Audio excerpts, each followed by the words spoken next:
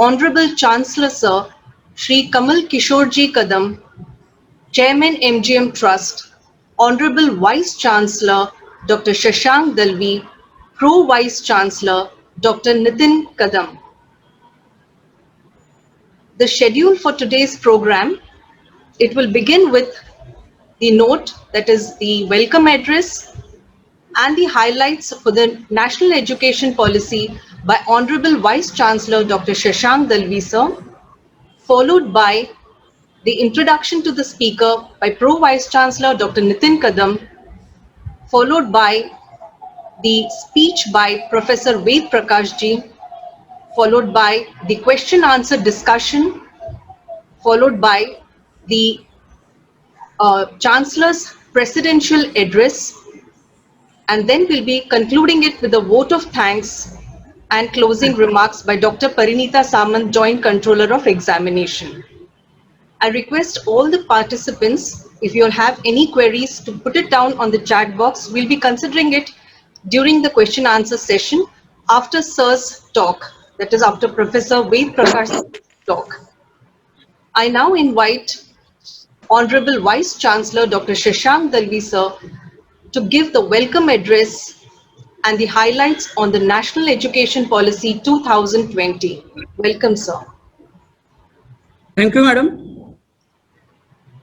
On the occasion of this national webinar on National Education Policy 2020, I welcome Professor Ved Prakash ji, former University Grant Commission President for the webinar,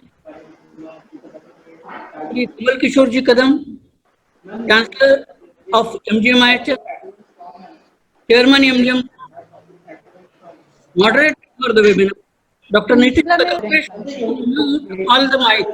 I request mics, please mute your mics. COVID-19. MGM University Aurangabad, Chairman, MGM Trust, Dr. Sudhir Kadam sir, former Vice Chancellor MGM IHS, various specialists. I am happy to say that many of the Vice Chancellors have joined and are joining.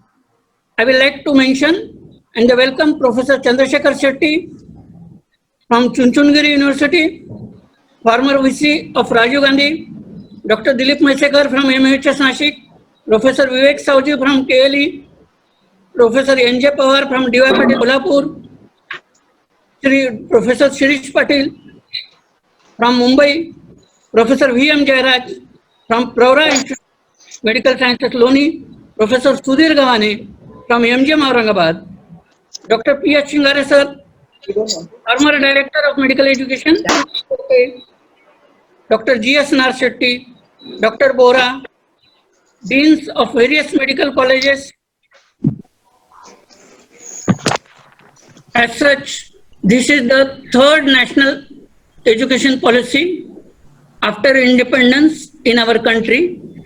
If we see the background of the national education policies in our country, the first national policy on education that has come into existence in 1968, very much recognized Kothari Commission. 20 years after that, the second national policy on education has come into existence, 1986, which has been amended in 1992. In between 1968 to 1986, some other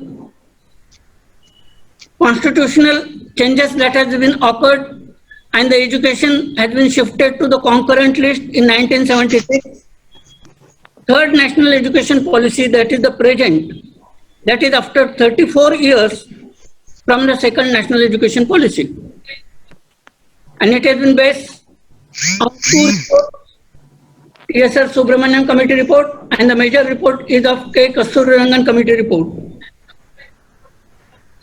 One of the important feature of this particular committee and the policy is that the maximum interactions with all the stakeholders from all the corners of the country that has been carried out. Nearly 2 lakh representations have come, and those have taken into consideration while devising the policy.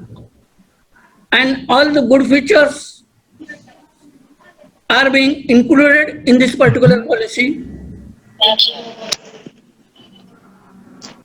The principles underlying this particular policy, it recognizes, identifies, fostering the unique capability of each student. The aim of the policy is to make education system holistic and multidisciplinary. Flexibility and autonomy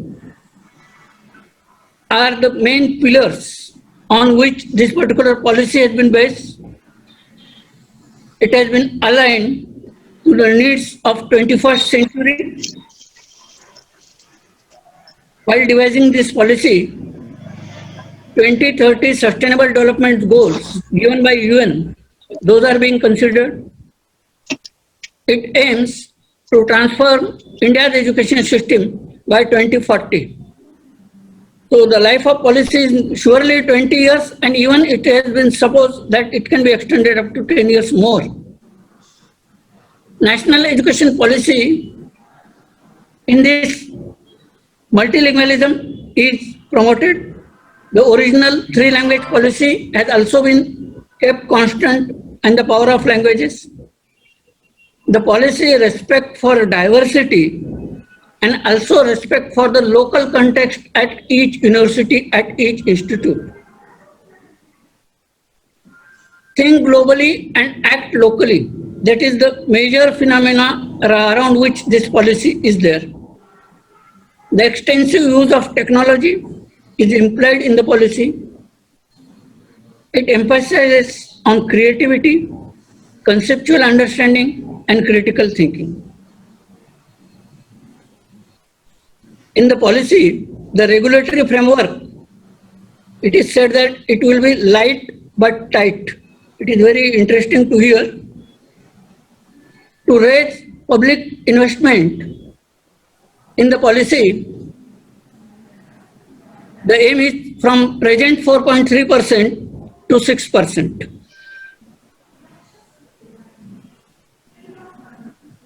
Right from school education, where the major important change have occurred, ensuring universal access to school education, 100% gross enrollment ratio by 2030, that is the aim.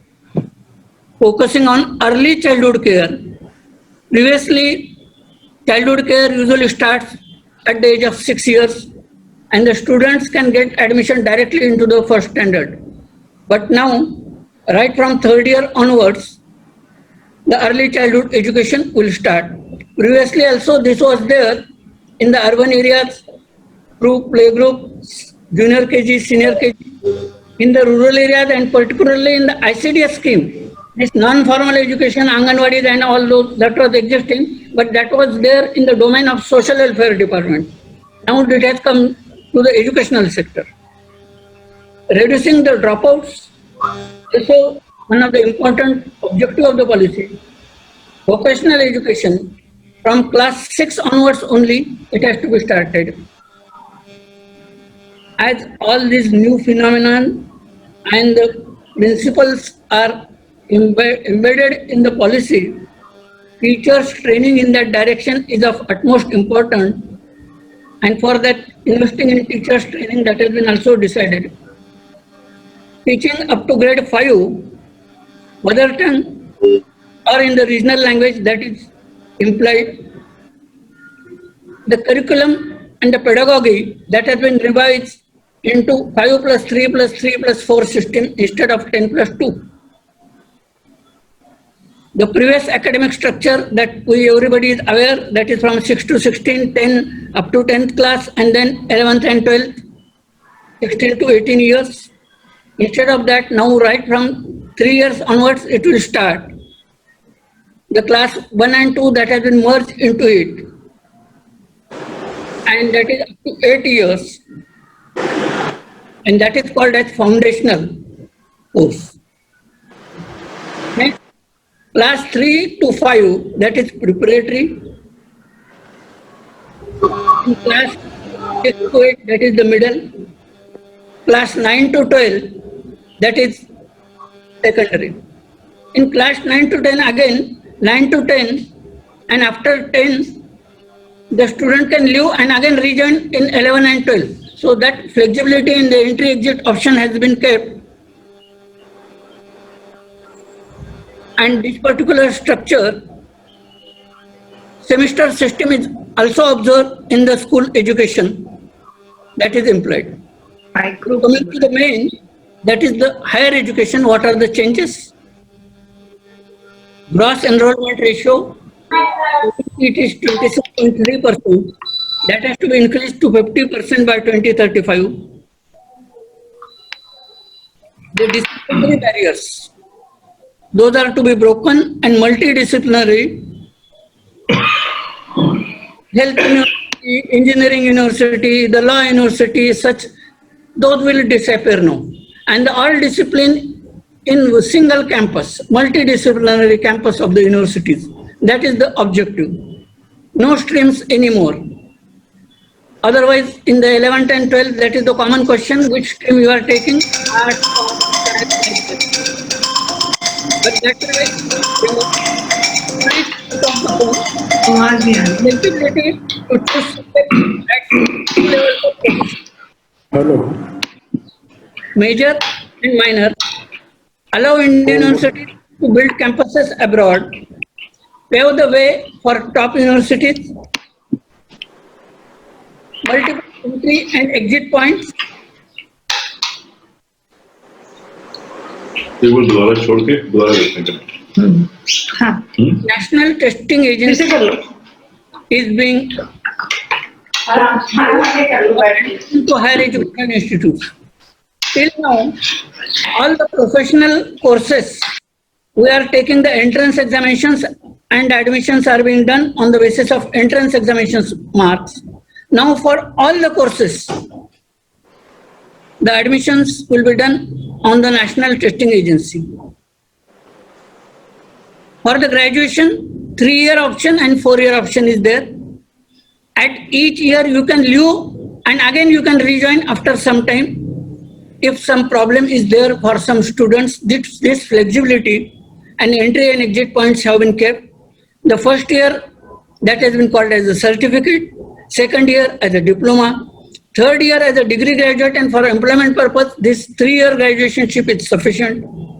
The fourth year research graduate, and all these, that will be the credit transfer, credit bank, you can accumulate the credits and those can be reused for completion of your education.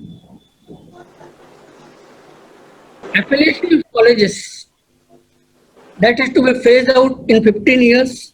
No affiliating institutions. The colleges will be given autonomy. Autonomy will be given into the number of stages. Initially academic autonomy, then administrative autonomy and the financial autonomy. Multidisciplinary education and research institutes will come. All the institutions will be restructured and the consolidation will occur. The universities as such will be of 3 types. Either where the only research is predominating, research intensive, research and teaching, both, and the teaching intensive, autonomous colleges. In the silent teachers, establishment of National Education Technology Forum. For the research, National Research Foundation will come into existence. Single body which will look after the and the high quality of the research, peer-reviewed research, and more stress on indigenous research, that will be considered. The MPhil course will be discontinued. Single regulatory authority will come into existence, Higher Education Commission. But 2 professions are excluded from this, the medical and the legal. Public and private higher education institution will be governed by regulation, accreditation, and academic standards. For regulation, National Higher Education Regulatory Council. For standard setting, General Education Council. So whatever the councils which are existing now, so those will perform this particular work of standard setting. Then funding, that will look after Higher Education Grant Council, and the NAC will do the work of National NAP 2020 contributing to an equitable and vibrant knowledge society by providing high quality education to all. It is aimed to India superpower in field of education. I am aware that we all are interested to hear Professor Ved Prakash ji, and so I will conclude here with the quote of our role model, Mahatma Gandhi. By education, I mean an all-round drawing of the best in child and man in body, mind and spirit. Thank you. Thank you very much. Thank you all. Thank you, sir. Thank you for the overview and the highlights on the National Education Policy 2020. I now invite Pro Vice Chancellor Dr. Nitin Kadam to introduce our speaker, Professor Ved Prakash ji, former UGC Chairman. Welcome, sir. And good afternoon, everyone. It's a great pleasure to welcome you all to the webinar on New Education Policy 2020 for Higher Education. It is said that a nation is shaped within the walls of a classroom. This is the reason the education policy of any nation is monitored very seriously and minutely by the world. A robust education policy helps in achieving full human potentials and for national development. But very importantly, it is also linked to the global economy and world peace. As all of us are aware about that the aims of the Sustainable Development Goals of the United Nations are to end poverty, protect planet, prosperity, global peace and propagation of non-violence by 2030. And this was also a dream of our father of nation, Mahatma Gandhi ji, who saw this dream somewhere 72 years back. Target 4.7 of the SDG highlights very clearly the role of education in achieving these goals. Today, we are gathered here to discuss and deliberate upon the Education Policy 2020 in the presence of eminent and accomplished individuals. It gives me a great pleasure in introducing today's keynote speaker, Professor Dr. Ved Prakash ji. His academic career has been a very interesting, exemplary and impressive. Sir is a doctorate in education. He was awarded the US Fulbright Postdoctoral Fellowship from Michigan State University. He was a visiting faculty at University of Windsor, Canada and Harvard University International Development. Sir was also a consultant to World Bank for Nepalese Council of Higher Education.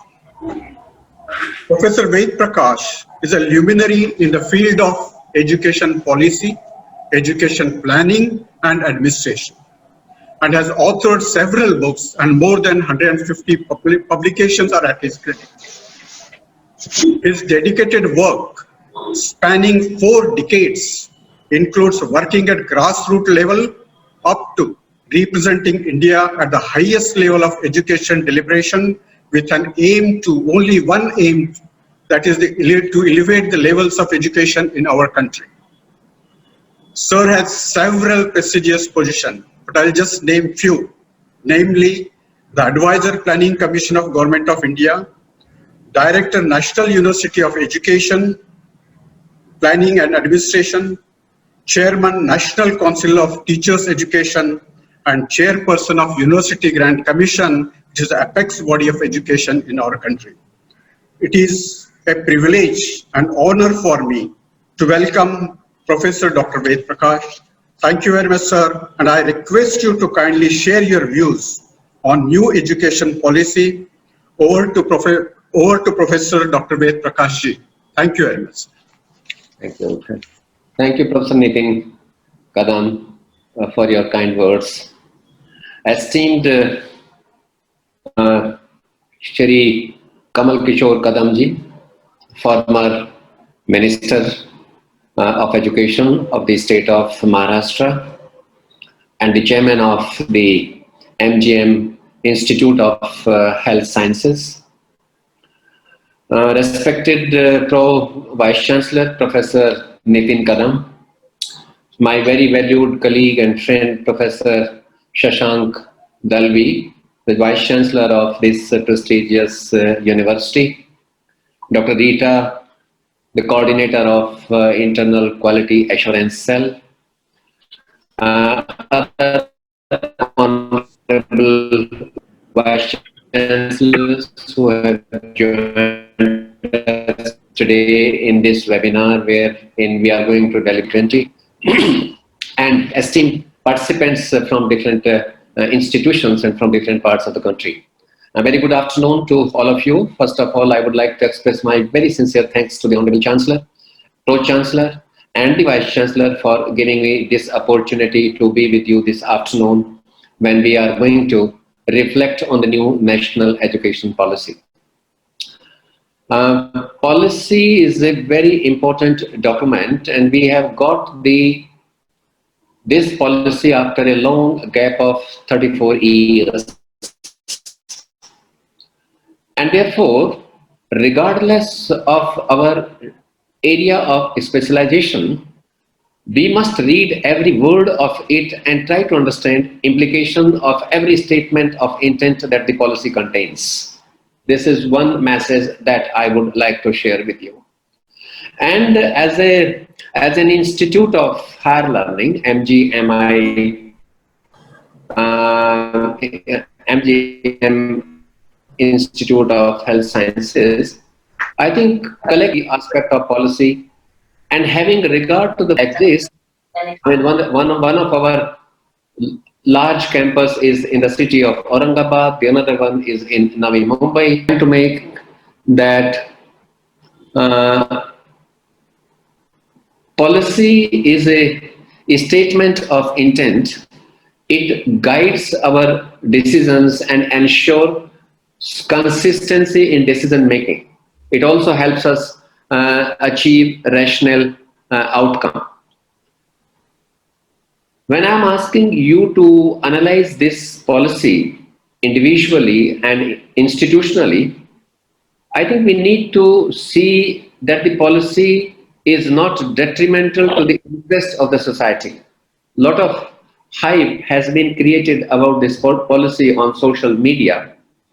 But I think we should look into every statement of intent, whether or not they are mutually contradicting each other, whether it should reflect the objectives in an unambiguous term, and the language of the policy actually.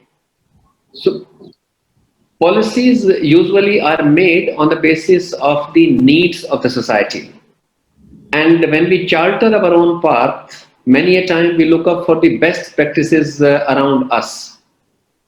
But identify the practices that seem to be, we need to identify practices that seem to be workable in our own context. And which is why I have specifically said that having regard to the physical and social conditions of our institutions, wherever they are located, I think we need to identify the guiding principles.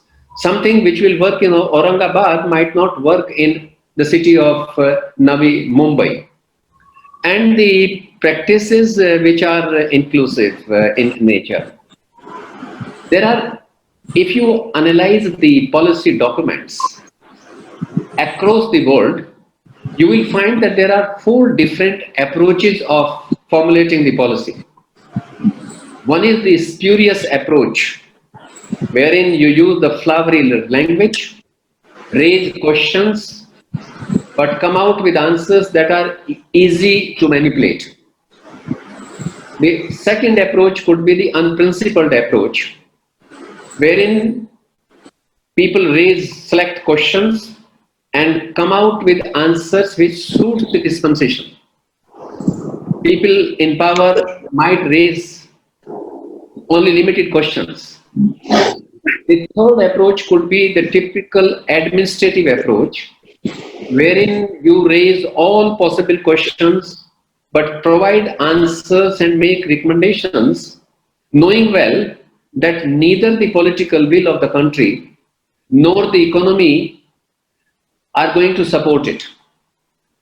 And the fourth approach is the genuine approach, wherein we raise all possible questions, find answers based on empirical evidences which are in sync with the harsh realities, and then extend honest supports to make them happen.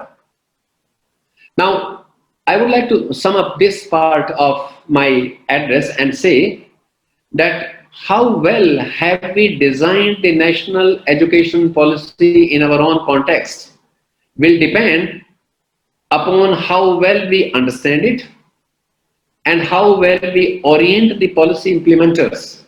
Because in our profession, policy is made by somebody and policy is implemented by another set of people. So how well we orient the policy implementers is going to be of paramount significance, and how well we take the states on board and how well we finance our efforts. It's heartening to note, indeed, like Professor Dalvi was saying a little while ago, that we have come up with the new national education policy after a gap of 34 years. It has created some kind of euphoria for two reasons actually, according to me. Partly because it has raised the aspirations of the people, and partly due to ostentatious presentation. It has made a couple of notable structural changes, but there remains certain areas where the proposed outlines leave scope for misapprehensions. Professor Dalvi has talked to us. I'm not going to go into that this is the third policy. But if you look into the basis of the earlier policy and the basis of this present policy, how have we formulated, there's a lot of difference. Let us not spend time on that. Now, this policy, initial work was started off in 2014, and now after a lot of deliberations and discussions at different levels, we have come up, we constituted a 4-member committee under the chairmanship of TSR Subramaniam.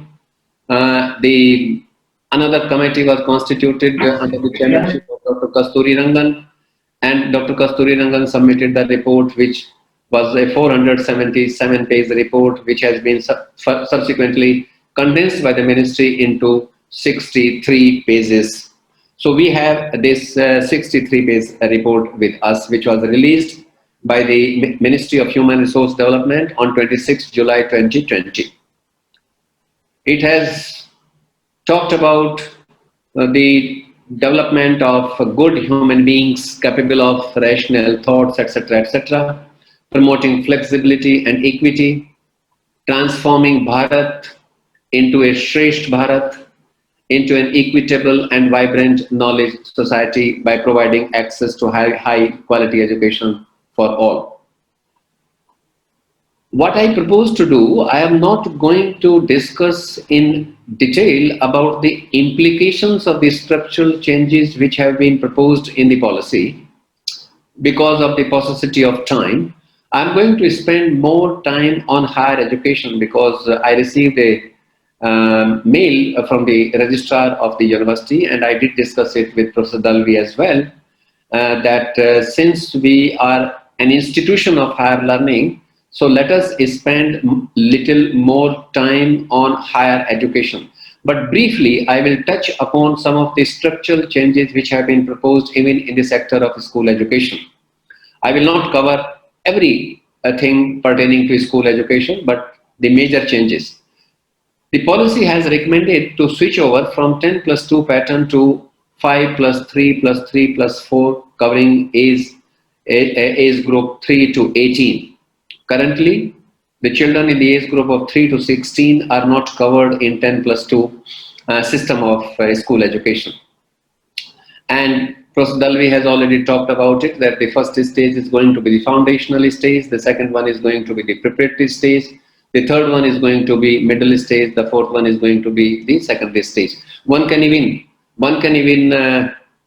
deliberate upon it that what is the distinction between the foundational stage and the preparatory stage? Is the foundational stage not gelling with the preparatory stage? And once we have the foundational stage, do we still need a preparatory stage to move forward to the second stage of school education? The newly proposed structure of 5 plus 3 plus 3 plus 4 amounts to drastic alteration of entire school structure from a 12-year schooling to 15 years of formal schooling. Currently, ECC is not a fundamental right. It is in the unorganized sector.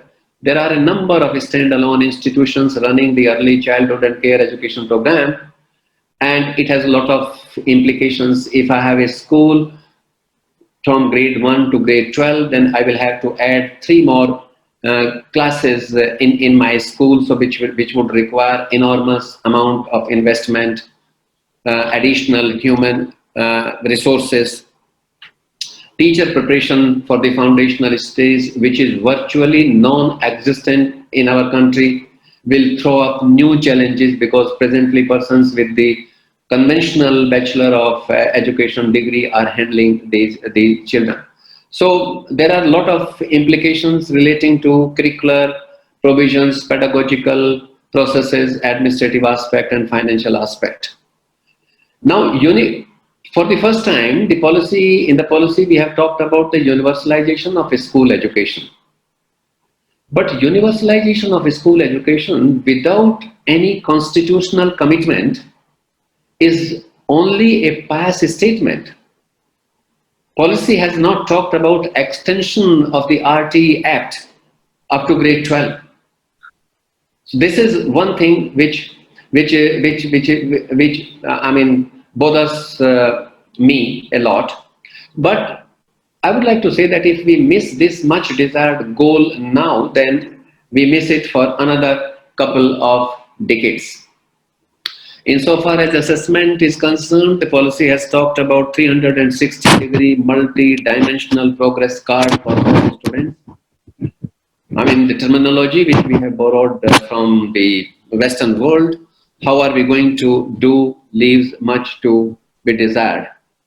All students will take a school examination in grade 3, grade 5 and grade 8.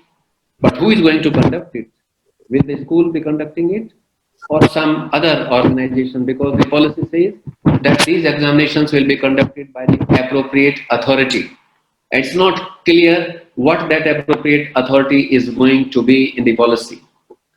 About the board examinations, they say that we will continue to have class 10th examination and class 12th examination, but the student will be given the opportunity to write the board examination more than one main examination and another for improvement. We will have National Assessment Center called PARAK, Performance Assessment Review and Analysis of Knowledge, etc. For the accreditation of a school, until now we do not have a system of assessment and accreditation at a school stage. The schools are assessed and accredited only by the magazines, the commercial establishments. But we do not have a formal structure of assessment and accreditation. The policy has for the first time talked about the assessment and accreditation of individual schools, but it is going to be self-regulatory mechanism. How it is going to happen is not clear in the policy. About teacher education, the policy says that the minimal qualification for entering into a school will be 4-year bachelor's degree in education, which is going to be a 4-year integrated program.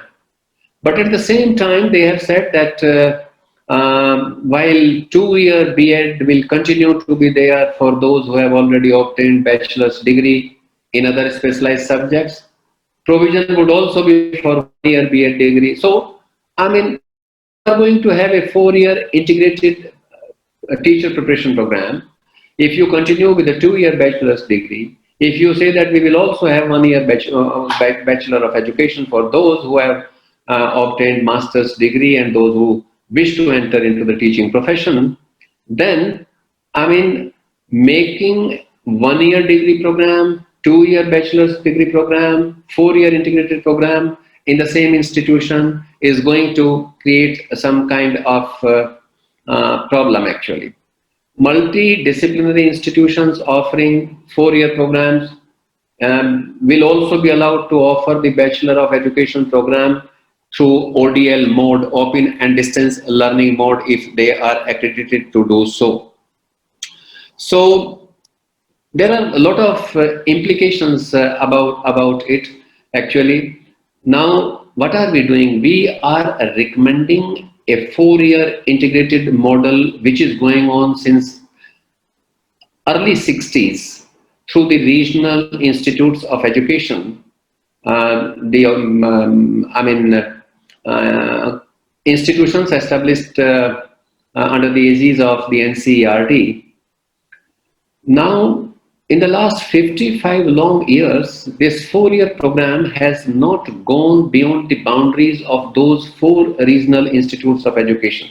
The 5th one was set up recently in Shillong. Now, without looking into the reasons as to why we have not been able to replicate this 4-year teacher preparation program in the rest of the country, I think is a very risky proposition. It should not amount to a stapling of 2 degrees. After grade 12. So, Justice Verma Commission had also recommended the same thing, and that commission was set up by none other than the Supreme Court. Supreme Court gave the direction, and Justice Verma Commission report was submitted to the Supreme Court in 2012. In the last almost 7.5 years, nothing has happened on the ground. So this is the problem when we reiterate some earlier recommendations without looking into the reasons for the non-implementation of those recommendations. Similarly, we have talked about the implementation of 3-language formula without again looking into the reasons for its non-implementation. 3-language formula has not been implemented in letter and spirit in our country since 1960.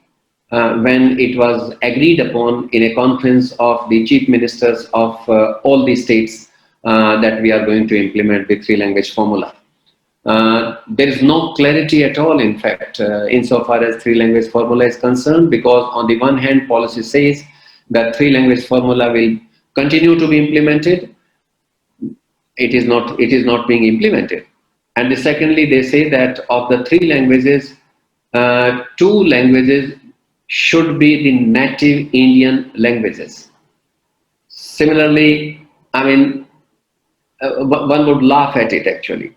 The another one is about the teaching of Sanskrit. They said that the Sanskrit will be taught as an optional subject at all stages of education. Now, if we are going to make Sanskrit as an optional subject, we cannot promote Sanskrit in our country. Sanskrit, the enrollment is falling everywhere. So we should look into the reasons as to why there is a steep decline in the enrollment in Sanskrit. And if we say that we are going to have Sanskrit as an optional language, then Sanskrit will not be promoted in that way. Now, let me come to the higher education. Policy has reiterated several earlier recommendations spanning over a period of 7 decades. In fact, some of the recommendations which were made by Radhakrishnan Commission of 1949, Kothari Commission of 1966, and by other commissions and committees like Yashpal Committee on Renovation and Rejuvenation of Higher Education, the National Knowledge Commission of Sam Pitroda, we have recommended a number of recommendations. We have reiterated a number of recommendations. Now, moving universities and colleges towards multidisciplinary universities and colleges is a good recommendation, but it is again a reiteration of the earlier recommendation. Policy says that all higher educational institutions will have to plan to become a multi-faculty institution of higher learning by 2030. So this has a huge implication for all such institutions which are not multi-faculty institutions of higher learning. And they will have to plan it. They will have to come up with the institutional development plan by 2030 according to the recommendation of the National Policy on Education. So it has got a bearing on the MGM Institute of Health Sciences that you will have to add some newer curricular provisions in your institution. Another important recommendation which is made in the policy is that all higher educational institutions shall aim to become multi-faculty by 2040. If you read between these two recommendations, it means that you must be ready with the institutional development plan by 2030, and by 2040 you will become a multidisciplinary institution. It's a welcome move.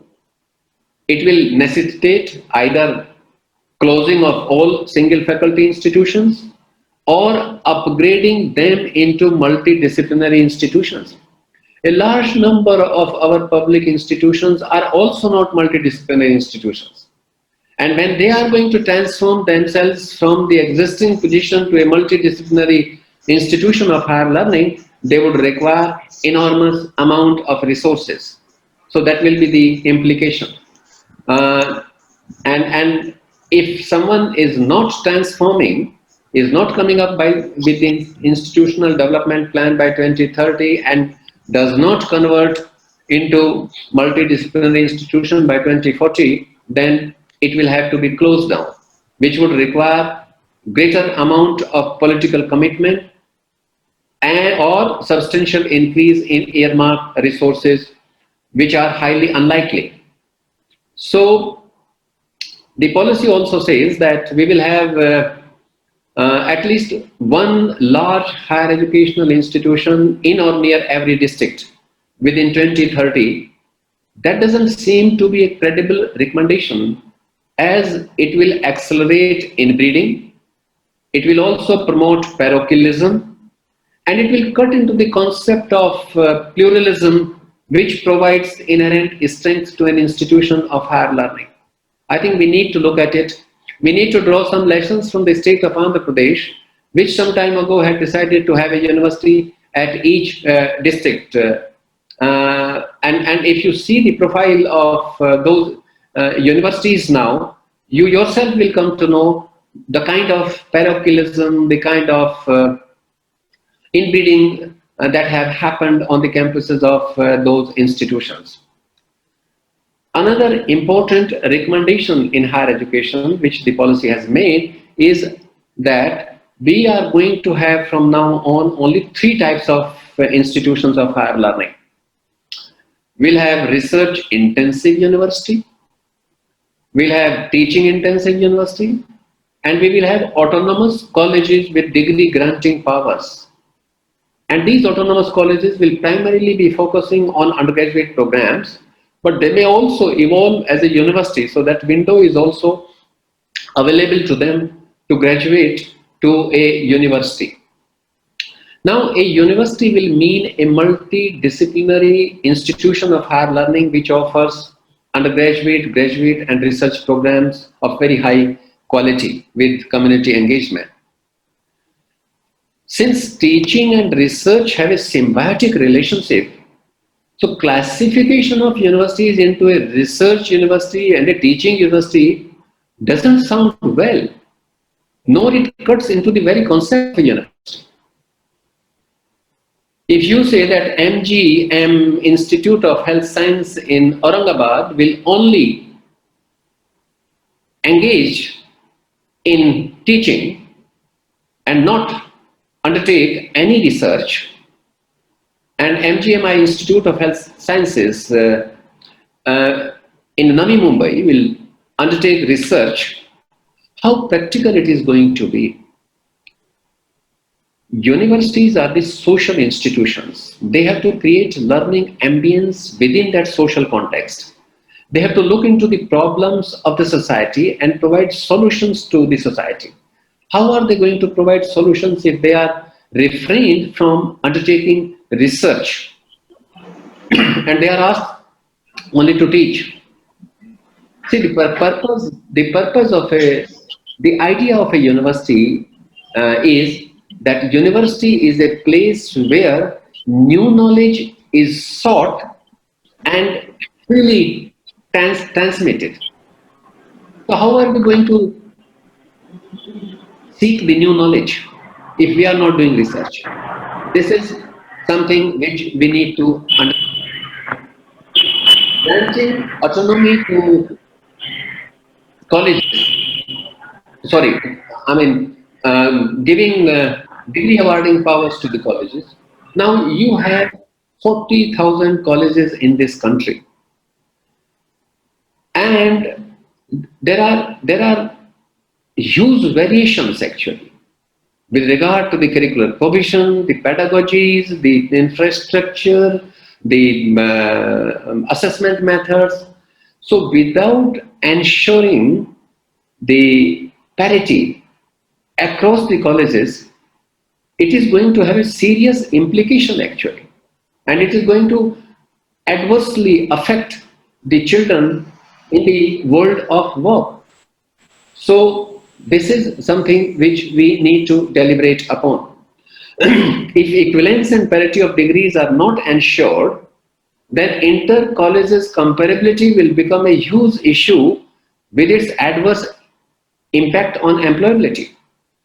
You have a college, St. Stephen College or Hindu College in Delhi, St. Xavier College in Mumbai, Madras Christian College in Chennai, Presidency in Calcutta, which is now a Presidency University, but St. Xavier College is again there in Calcutta. These are very premier institutions. So how are we going to ensure the equivalence and parity of degrees granted by different sets of institutions when there are lots and lots of variations? This is one thing. The another thing, the policy has said that we are going to grant autonomy, it has talked about graded autonomy, which is against the very concept of autonomy. I mean, what do you mean by graded autonomy? Every institution of higher learning must be an autonomous institution in terms of designing the curriculum, transacting the curriculum, assessing the students' performance, autonomy with regard to what kind of programs do they wish to offer, autonomy of every kind actually. So that we will give graded autonomy, that is against the very concept of autonomy.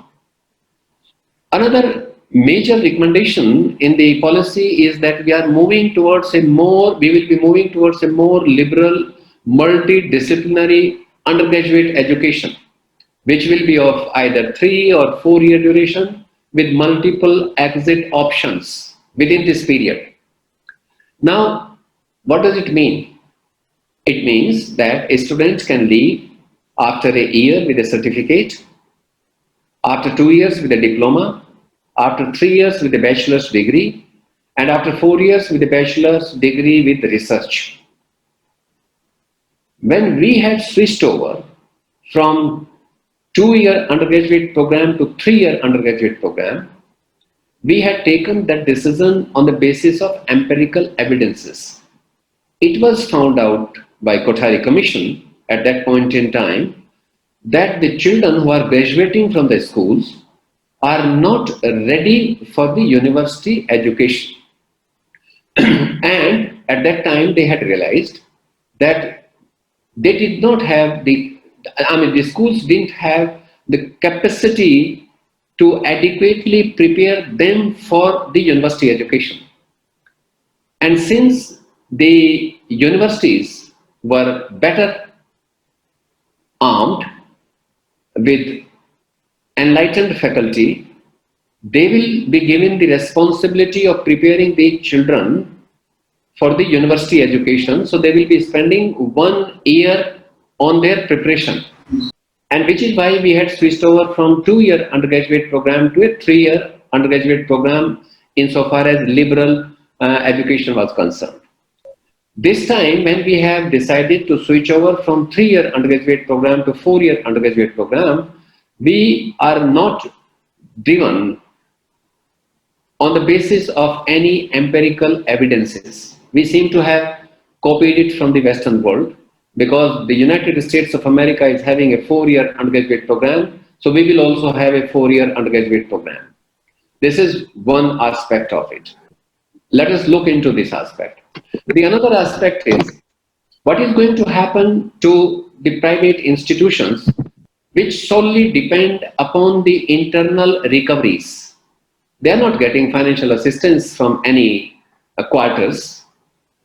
It is only the tuition fees, wherefrom they generate their resources to pay the salaries to the teachers, to expand or to look after the infrastructure,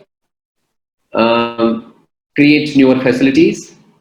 If 10 students are going to leave after 1 year, and if another 15 are going to leave after 2 years, and if another 10 or 15 are going to leave after 3 years with a bachelor degree, then what will happen? How are they going to make optimum use of the human and physical resources that they will have to create depending upon the intake capacity during the initial year of that program? So this is also going to have serious implications unless the state governments or the central government come forward and they say that yes, we are going to supplement your resources. So now the another thing is about that the entry to the PhD program will be either through master's program or through 4-year bachelor's degree with research. This also have this recommendation also has its own implications. There are very few institutions in our country present today which will be able to prepare a research-ready student after 4-year program, and therefore we'll have to be extremely careful whilst implementing this recommendation. If increase in duration to 4 years for the first degree will be a worthwhile idea only if provision of infrastructure, human resources, financial requirements, and curriculum updating along with quality of its transaction can be detailed and assured by both the union government and the state governments, as it will have substantial financial implications. Now, the another thing is that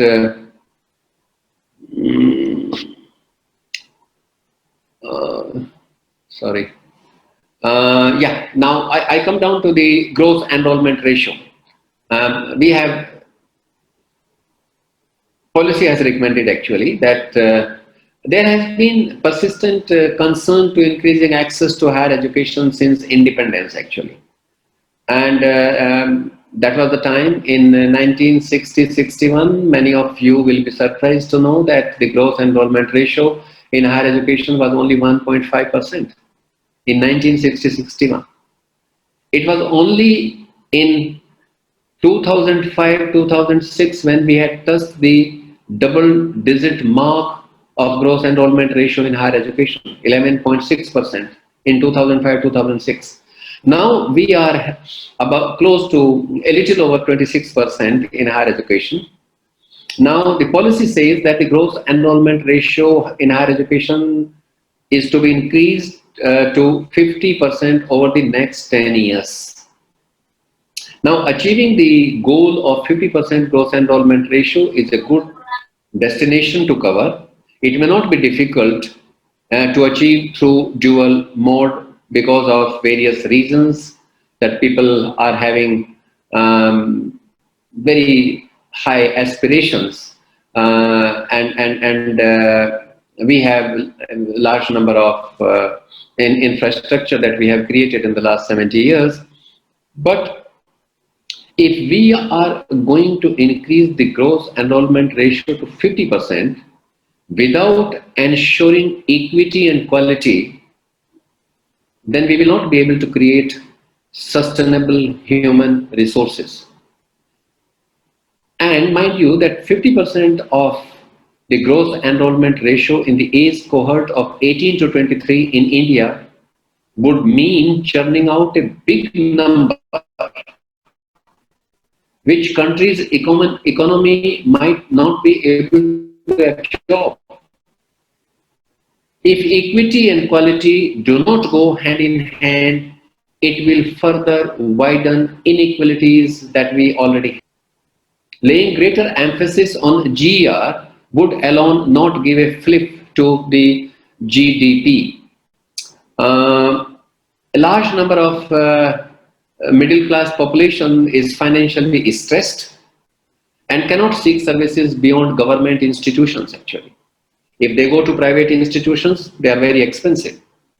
So significant spike in gross enrollment ratio would warrant increase in number of scholarships both in public and private institutions. That is going to be another implication of it. Then there is an alarming fall in return to education.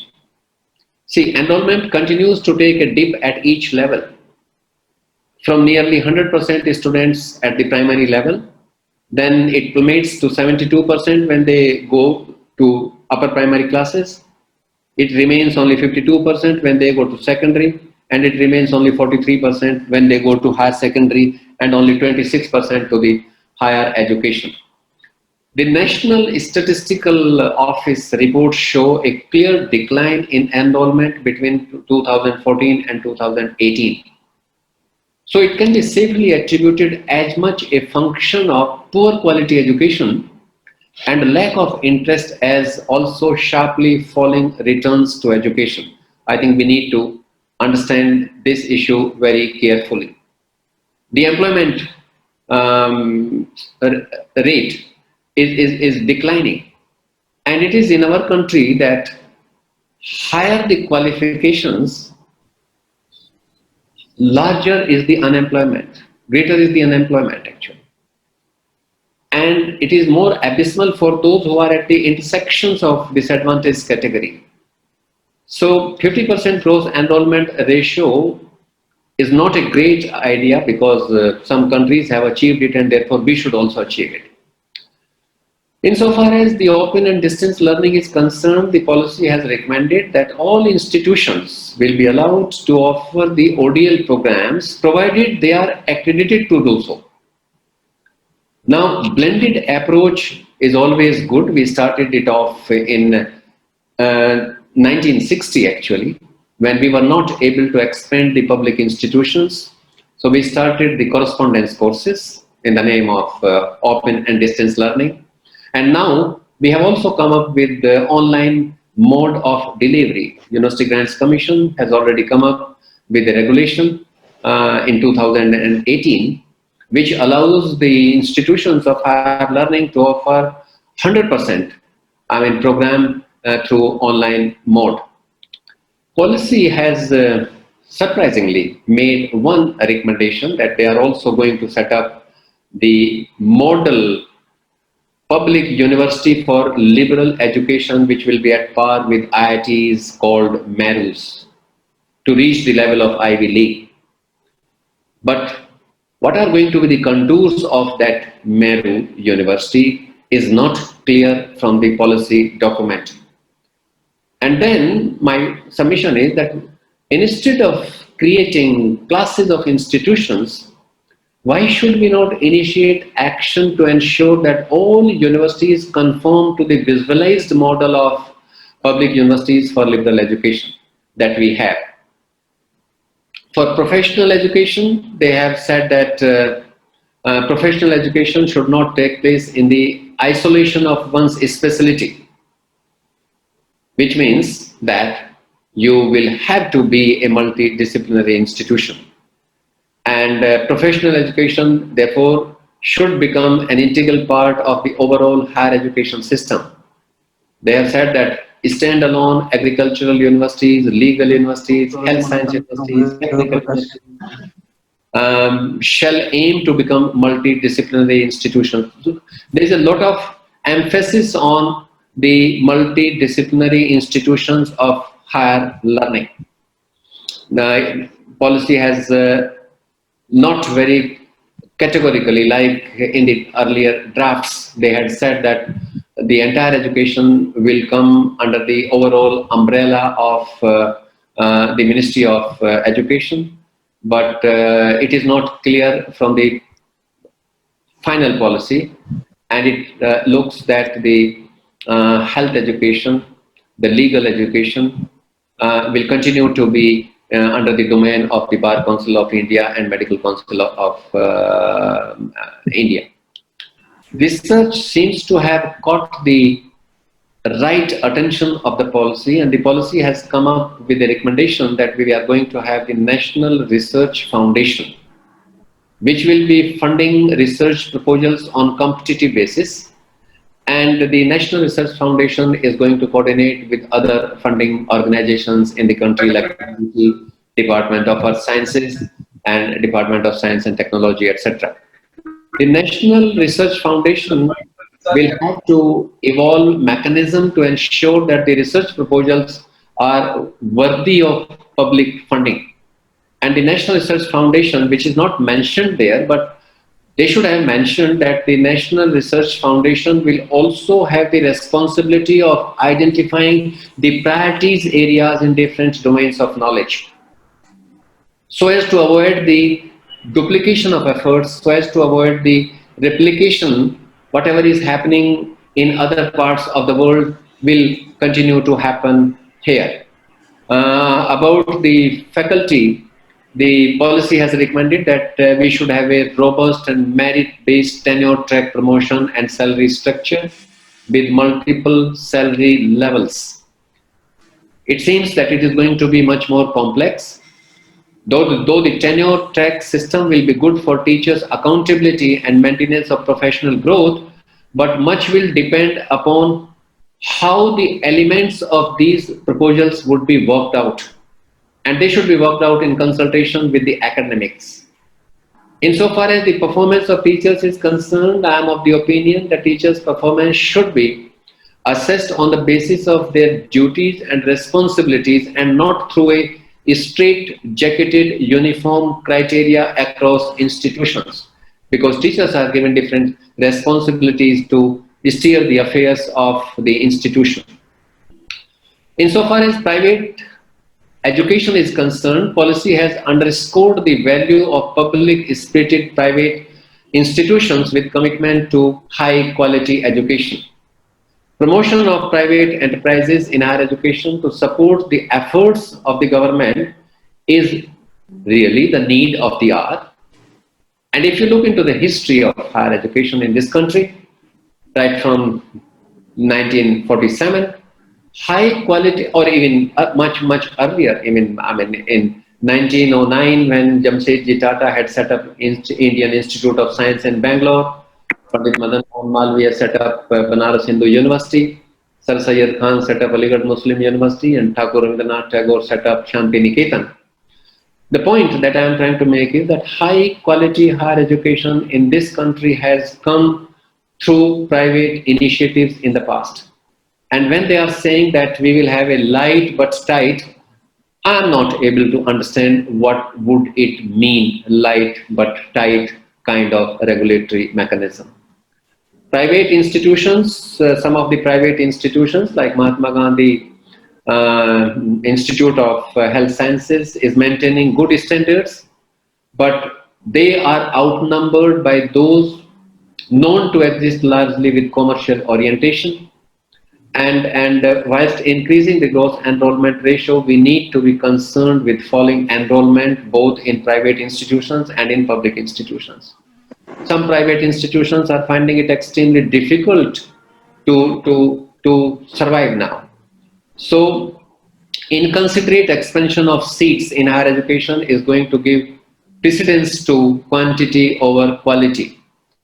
Policy has also talked about internationalization of higher education, and they have said that our good institutions will be permitted to go beyond the boundaries of the country and set up their campuses offshore.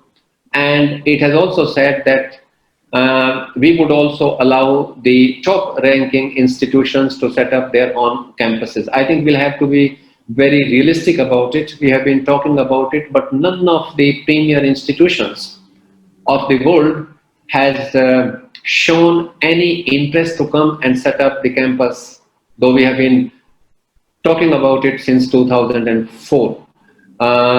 We do not have any legislative framework for top 100 foreign educational institutions to come and set up the campuses here. So the past experience is quite discouraging.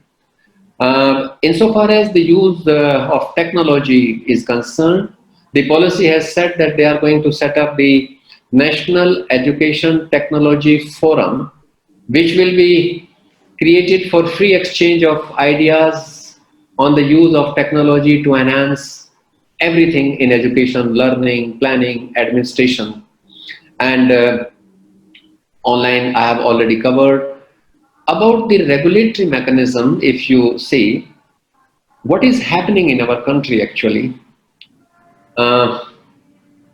The other day I was sharing it with my colleague that we have been very, very consistent in our approach insofar as creation of newer institutions are concerned.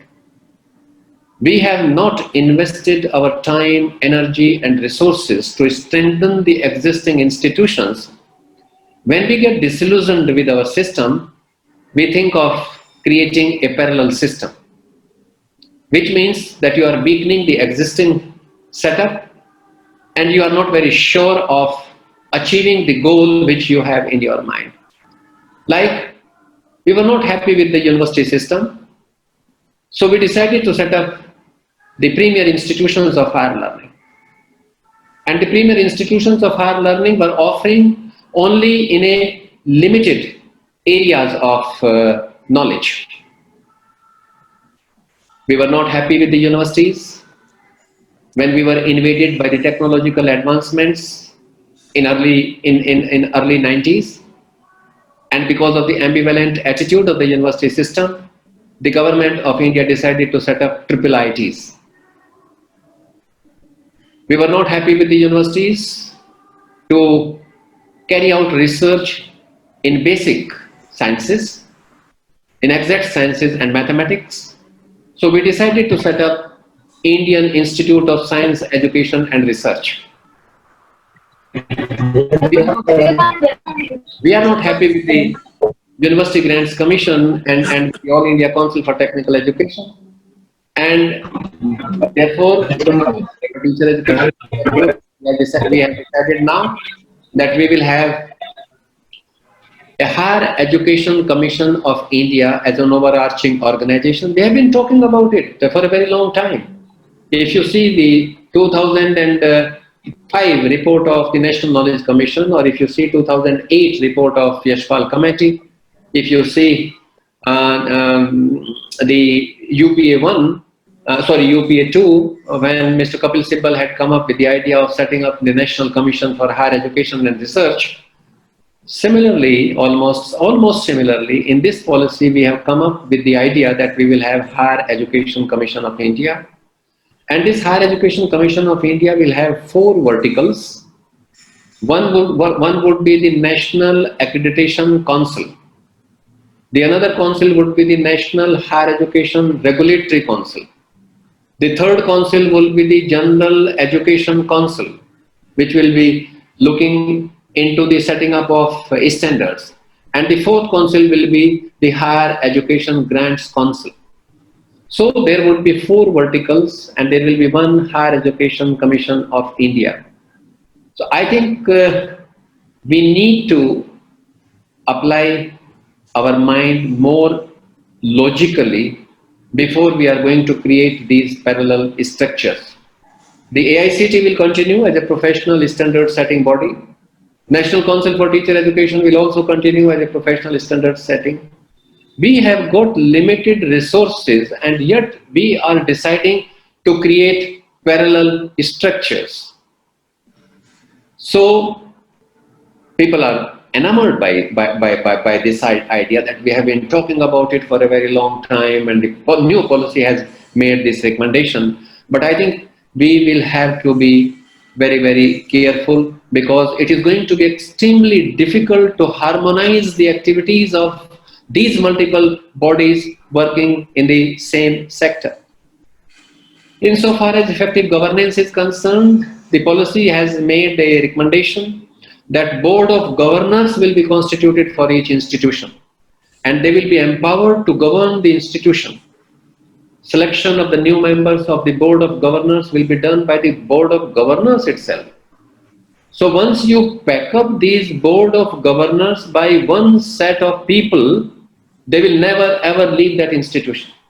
They will continue to appoint people of their ideology, and we are going to kill our institutions. This is a very dangerous proposition actually. I'm not averse to the idea of the societal engagement. The society must keep a watch, but not in the form that you create a parallel power center on the head of an institution. When you appoint the head of an institution, then you look into the credentials very well. And once you put a person in the position of authority as the head of the institution, then you must support him to the hilt. You must support her to the hilt once you appoint for a period of 3 years or 5 years. But if you are going to have a parallel power center there, that power center will not allow the chief executive of the institution to function. So this is something which leave. This is my personal opinion. You will pardon me. You will pardon me for that. But please think about it. Now, newer lessons. I think I have taken too long. But the newer lessons that we have learned from this COVID pandemic is that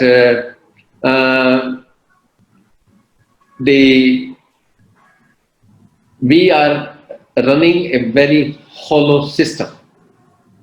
We are caught unaware by this pandemic, and we found ourselves so very indifferent.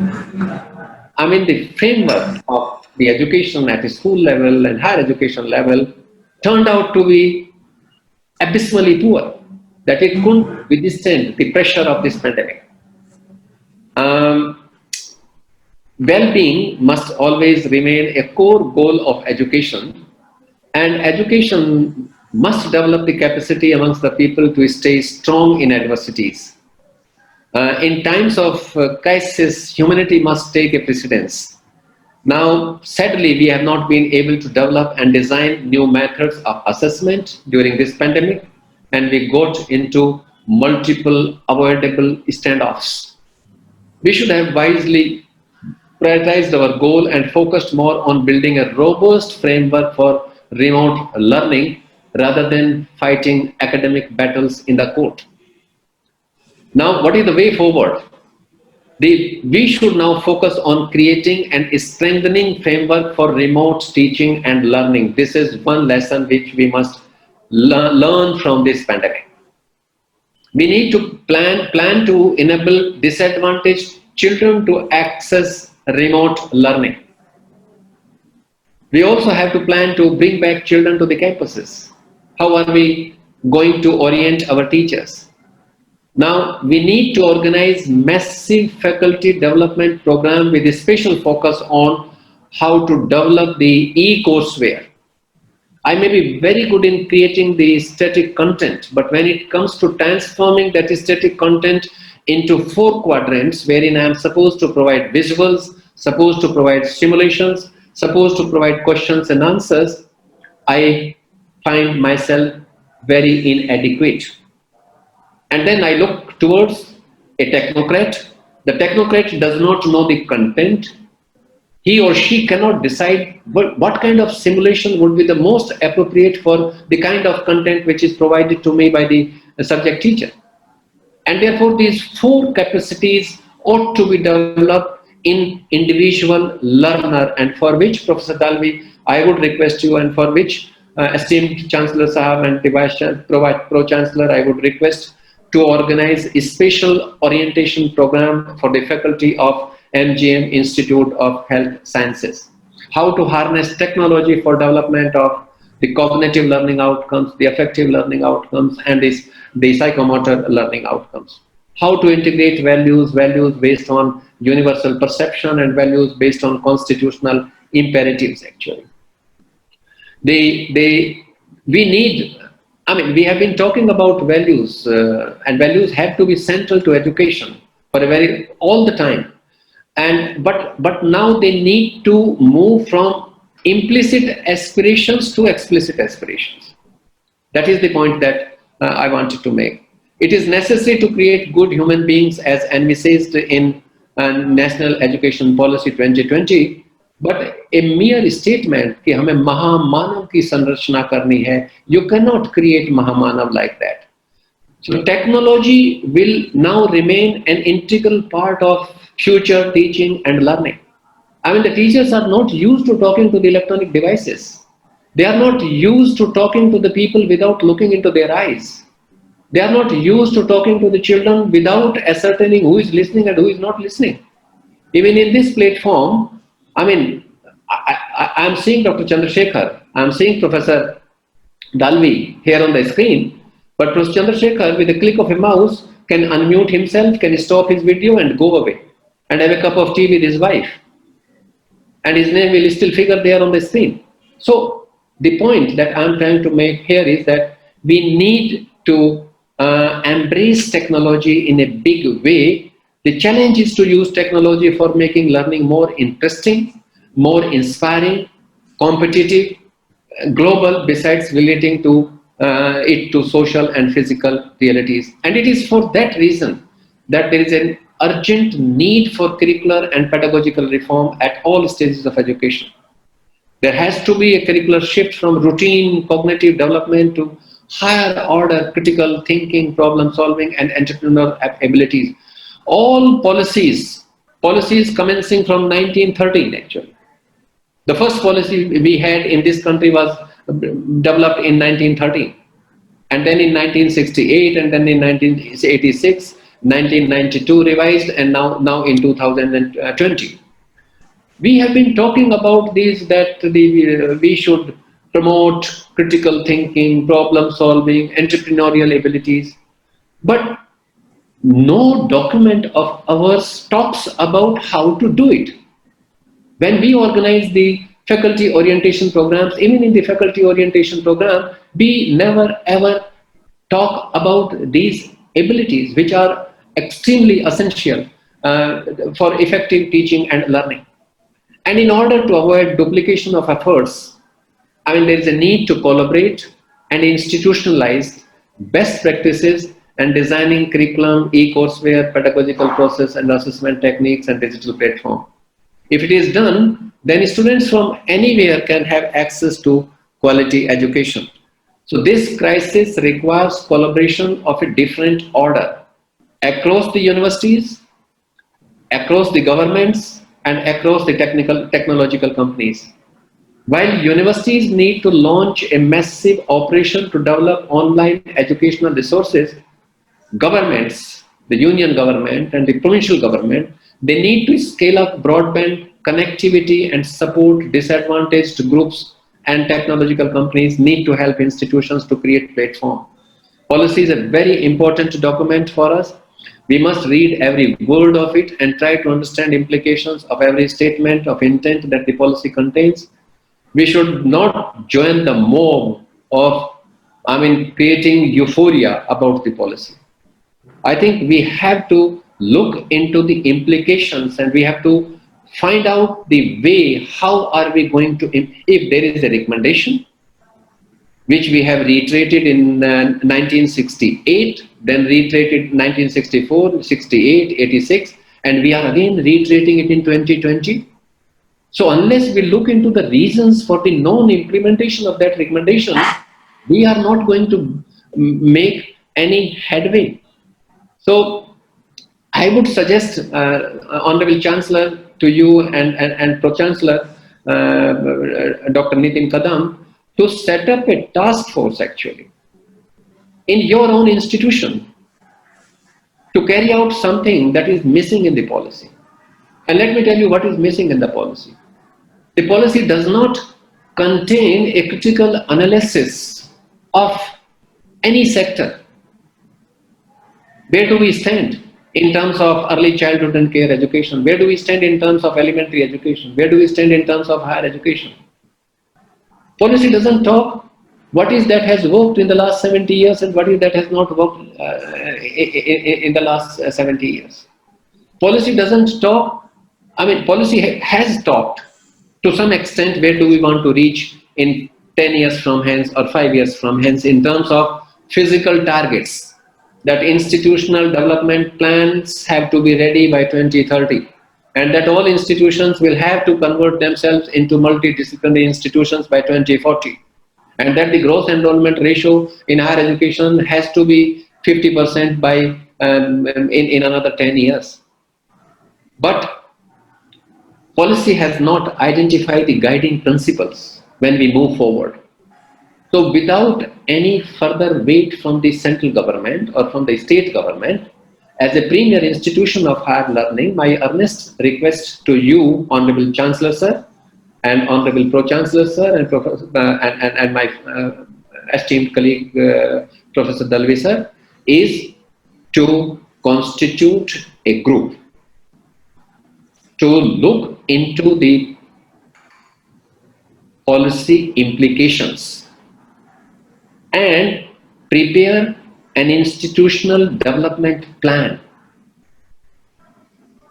And that plan should be deliberated upon by the board of management of your esteemed institution to move forward, so that you do not receive any communication from the light but tight regulatory authorities.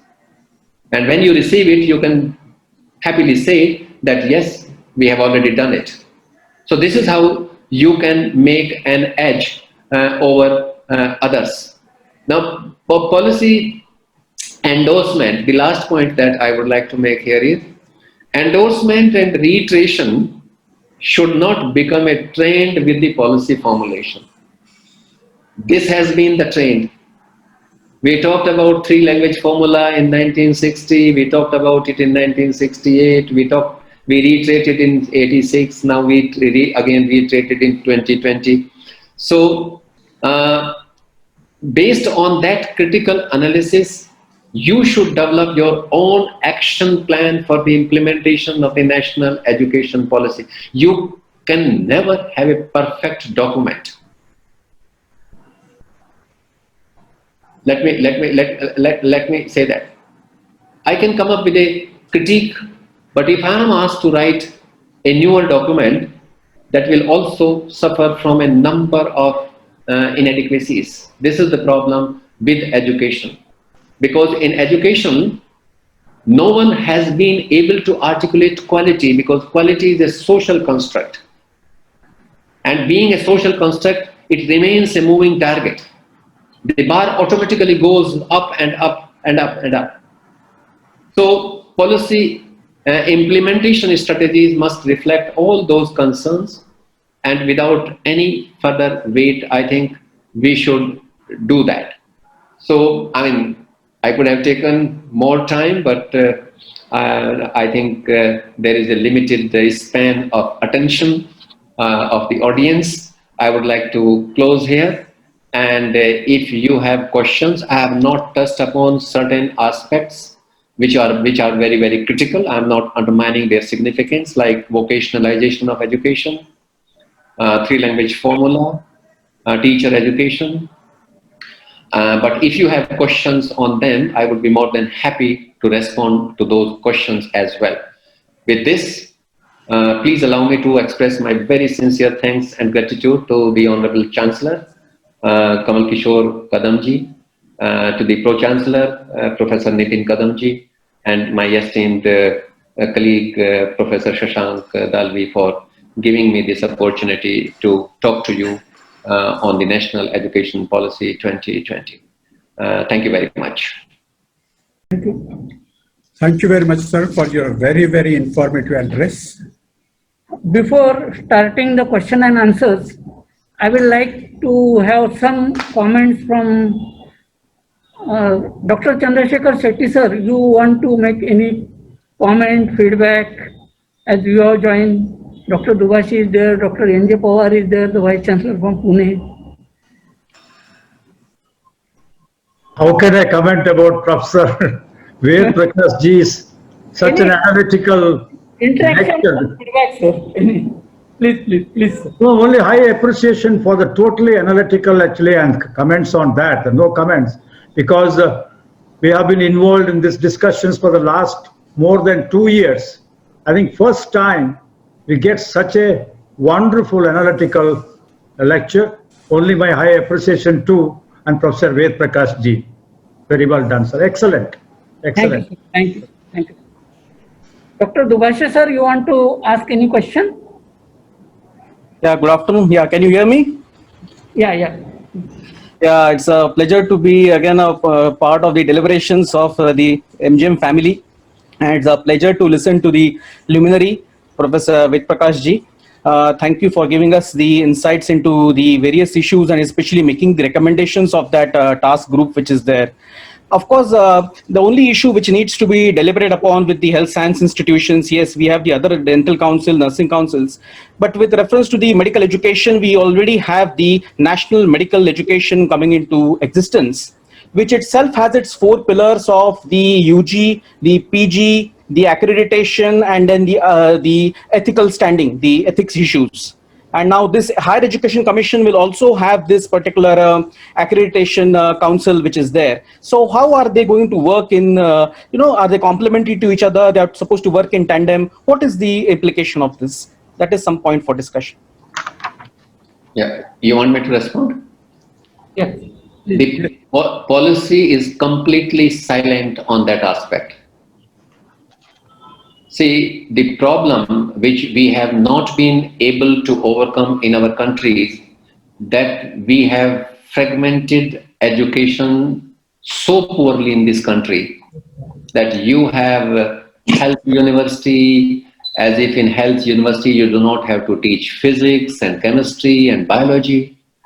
You have engineering technical universities, as if you don't have to teach physics, mathematics and chemistry there, and language.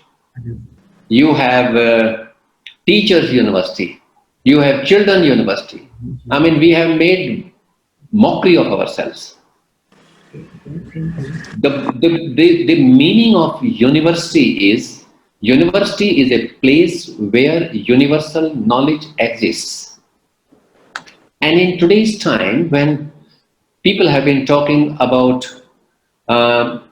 giving up the Humboldtian model, when we had created the structures of disciplines in the name of physics and chemistry and geology and botany and history and geography, people talk about dissolving the boundaries between the disciplines. So, I mean, we have not learned it from the Western world.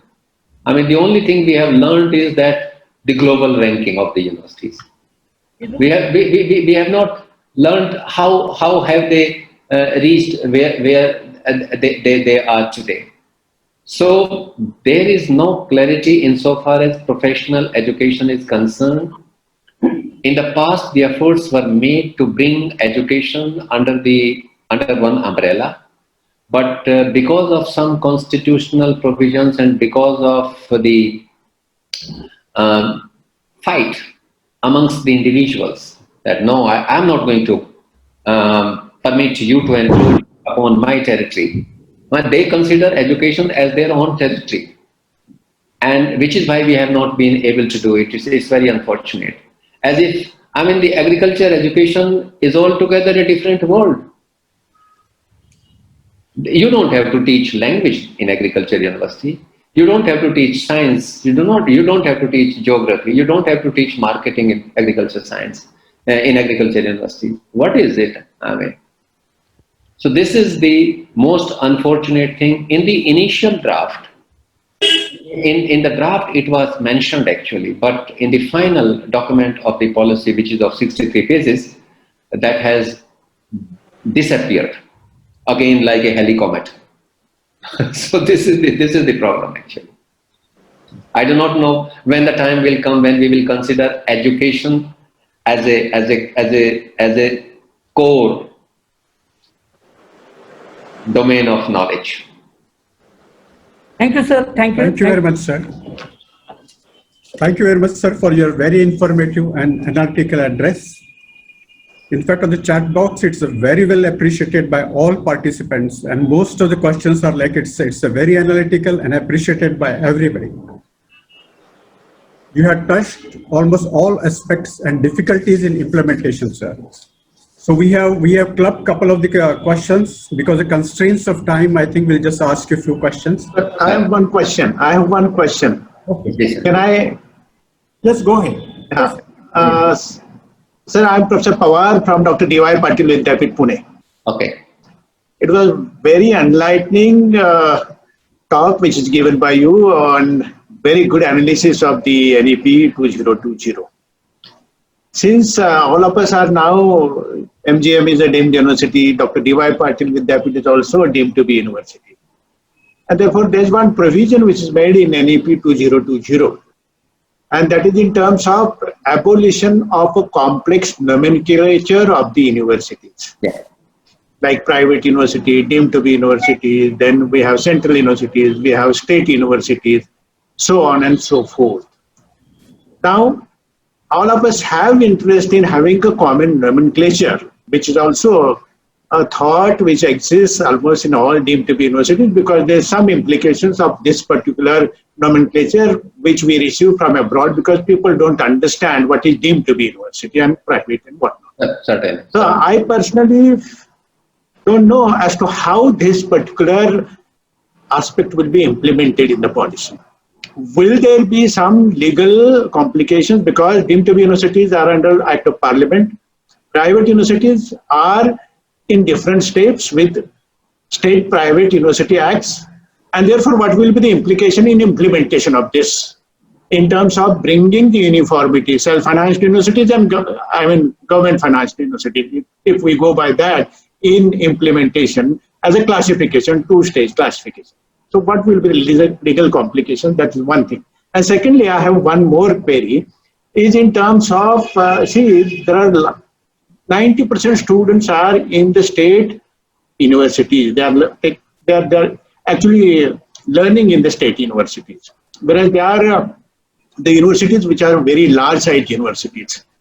And therefore, for example, if I take an example from Pune University, there are 7.5 lakh students in Pune University and more than 850 colleges. Yeah. Now, this policy envisages to have autonomous degree giving colleges. Once we give this recognition based on the NAC accreditation, etc., what will be the implication in terms of implementation of this aspect on the financial position of the state universities? Because these are the universities where mostly poor students, they take education to a great extent. And therefore, what will be the finance? Because, you know, the state universities have only two sources of finance or financial resources generation. One is some surplus is generated in the examination, and secondly, some surplus is generated through affiliation system, that is affiliation fees. If these two go away, then there will be a lot of implications on the financial position of this large state universities. Please. Thank you very much. So let me answer the second question first. The answer to your second question is that you don't have to worry. Nothing is going to happen. We will be reiterating it again after 20 years or 30 years when we come up with the next policy. Okay.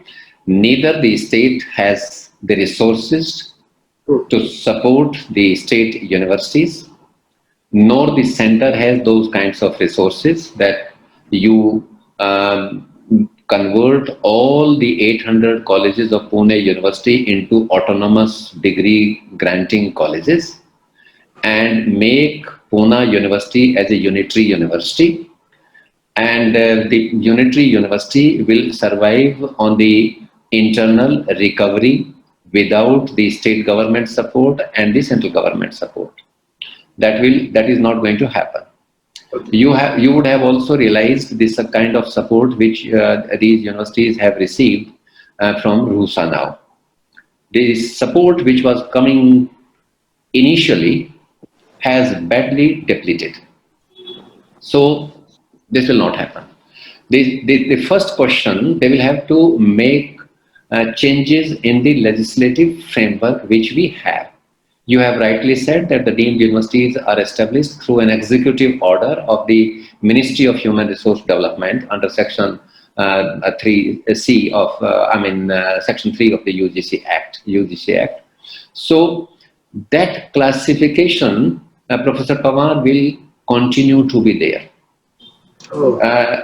formally or informally. And we will continue to create the kind of confusion which we have, for which we are known. So we will not give up the legacy. We will continue with that legacy, which is very unfortunate.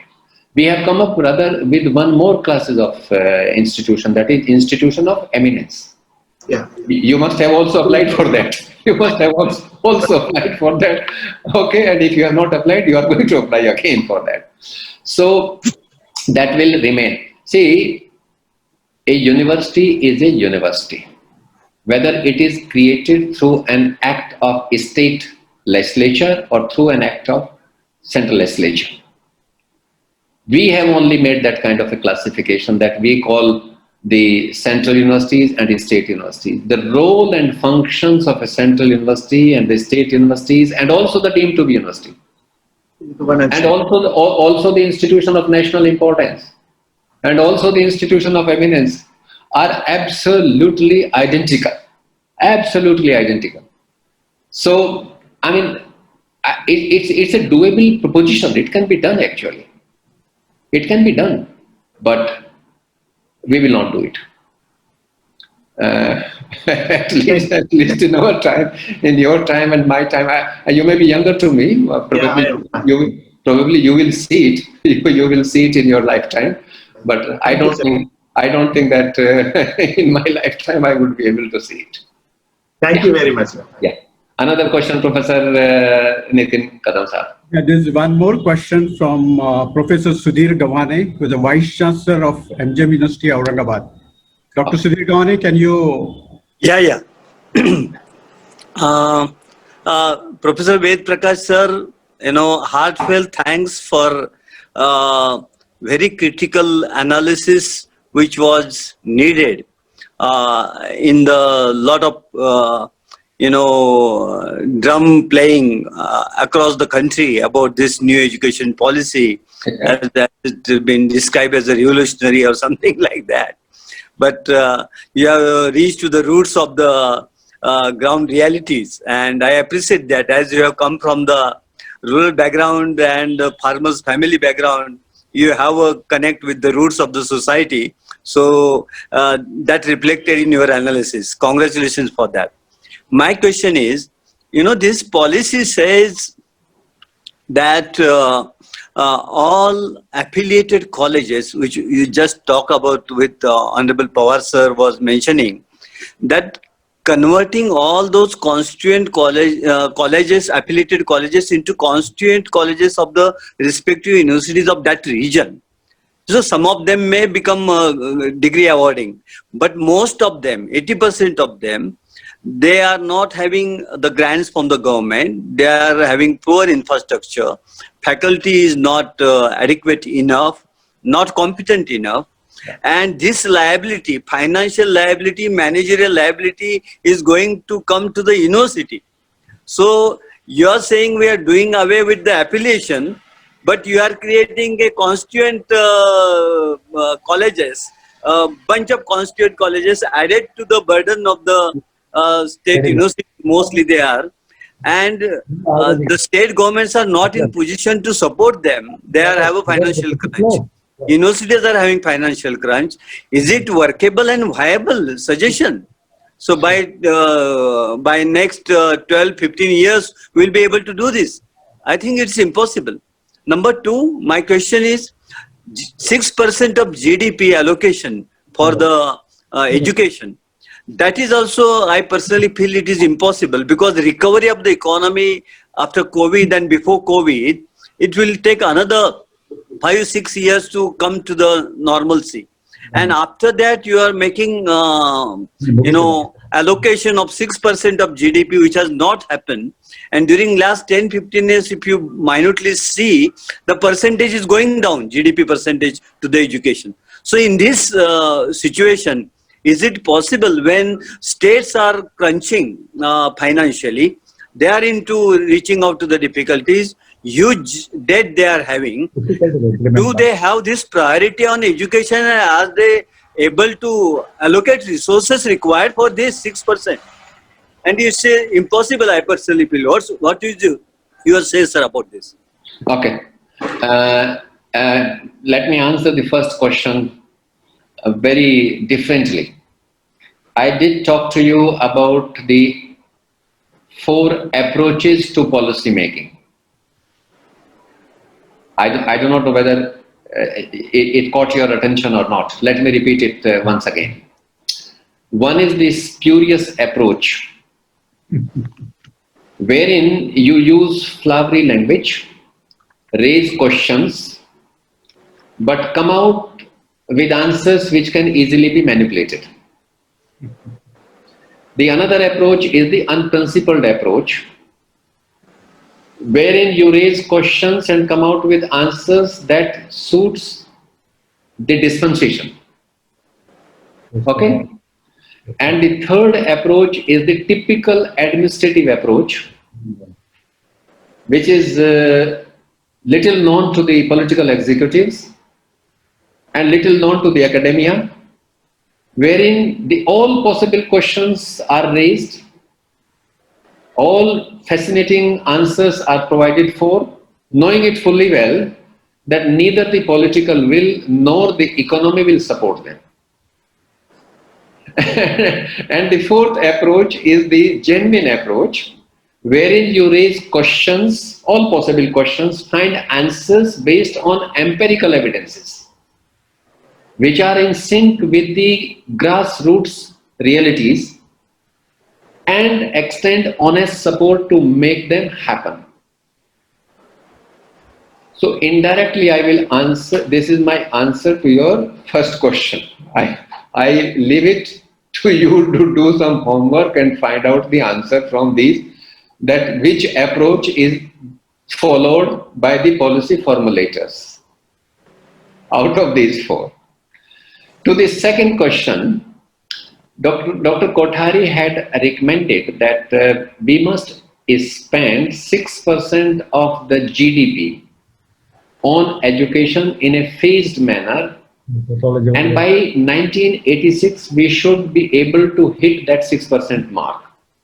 He had said it in 1966 when he submitted the report. Now, at that time, Professor Sudhir, the size of the education was not as gigantic as it is today. In terms of numbers. If you put both school education and higher education together. Like a problem. And we still keep talking about 6% of the GDP.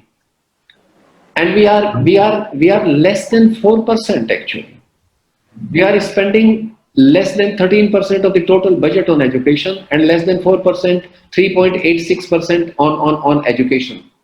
We are spending only 0.68% of the GDP on research. Yeah.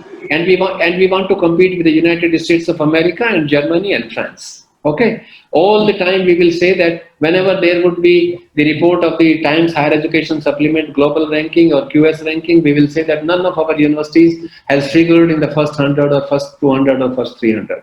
Today there was a report in the Hindustan Times actually about it, that none of our universities has figured in the first 300 in the global ranking. I mean, many people do not know that what kind of parameters are employed for the purposes of global ranking. And those parameters do not fit in our own context. Our own system, yeah. Okay. So we will not be in a position, because the government, I said about the typical administrative approach of formulating the policy, then we will say, safely we will say, and I have faced it when I was working in the government, that the economy is not growing. Economy has not grown along the line of our expectations, so we cannot give you that much money. So the allocated budget will never ever be provided to the individual institution because of that problem. So I'm quite skeptical. I would be very happy actually. I would go rather a step further, that we had computed that 6% of the GDP at that point in time. GDP was also smaller, number of institutions was also smaller, but now both have grown up exponentially. GDP has also grown exponentially. The number of institutions has also grown up exponentially. I think there is a need, Professor Sudhir, to constitute a group to ascertain the quantum of resources we really require for strengthening our education at a school and higher education level actually. We must undertake a separate exercise. I had undertaken this exercise in 2005 when I had constituted a Tapas Majumdar committee, which had given us the total, the amount that would have required in 2005 to touch 6% GDP mark. It was done at the instance of the government of India. I was asked by the Ministry of Human Resource Development at that point in time, but that has not materialized. So I think a fresh exercise must be undertaken to identify the quantum of resources that would be really required. And you will have, see, when you are asking private institutions to transform themselves into multidisciplinary institutions, all those institutions would not be able to transform themselves without financial support. So government should come up with a newer model through which they should also support the private institutions. Here we have reservations actually, that we will not provide any financial assistance to the private institutions, though the private institutions are doing the job of the government. So that's my answer to that. Thank you. Thank you very much, sir. Thank you. Almost answered all questions, and if any other questions are there, we'll take sir's advice on the email. So over to Dr. Rita Khadkekar for Chancellor's address. Professor Nitin Kadam, yes, I would like to request Professor Dalvi. Yes. I had written a piece on the national education policy which I had shared with Professor Dalvi. Yes, I am circulating in my staff. Those who are interested, actually, yeah, they can